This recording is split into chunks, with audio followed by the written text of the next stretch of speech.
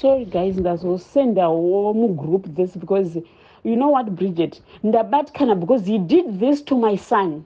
He did this to my son mna April. My son akauya mna April.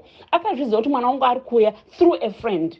Haana kumbotaura neni Tinashe akabatisa mwana wangu Dovi. Lucky enough Dovi iro rakakanganikwa pakurongedzwa kumba. Ndipo ndakazoti atishandisai pane petingaita sei. Ndipo vakazovhura vakaona mune tuma sachets twema drugs inside. Ndikamubvunza, ndikamutextira, akanditi handizvizivi chichi akati ndokufonera after 2 minutes. He ndokufonera zvino ndiri mucall. He ndozokufonera. He never did. He never said sorry. He never said anything.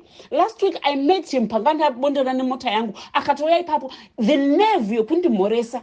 Ndikati, I'm not talking to you because andina simba rikuti ndomita sei. The reason why ndaposted because ndabatkana zvandidzokuseresa kumashure kuti ndakaita kunge ndinopenga inini when I asked him and I had no proof kuti nditi ndozvitaura ndichiti chi, but he's doing this and people have got to know because vachaitira vakawanda and I don't care kuti achaita sei, but vari kuitira it's not just me and it's not just you, Bridget.